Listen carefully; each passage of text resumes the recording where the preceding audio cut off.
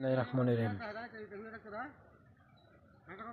হুম, এ হলো আমার উস্তার জমি। এই জমিতে এই জমিতে সকালবেলা আইসা হইলো এটার মধ্যে চাষ দিছি, মাটি উঠাই দিছি।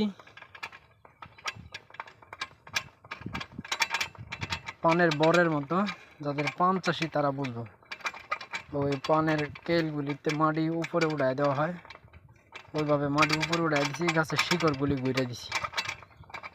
এখন হলো গাছে গতকালকে পরশুদিন সার দিছি, তো এভাবে যখন মাটিগুলি উড়াইয়া শিকড়টা ঘুরে দিব, যে ওই মেশিনটা চার্জ দিছি, তো চার্জ দিয়ে পরে মাটিগুলি উড়াইয়া দিছি।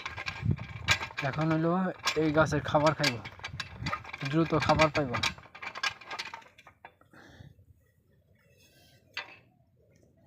এই হলো একটা পাশ, আর হলো বাকি জমি। হইলো আমি মাঝখানে দইনা দিছিলাম, ঘাসে সব নষ্ট করে ফেলেছে। আবার এগুলি পরিষ্কার করে আবার দইনা দিব। এইলো এটার মধ্যে বীজের শর্ট পড়ছিল, আবার ঢাকা থেকে বীজ আনতে হয়েছে। এলাকায় বীজ পাওয়া যায় না, ঢাকায় বীজের সংকট ছিল মনে হয় নাকি, জানি না। অনেক কষ্ট করে বীজ আনতে হয়েছে।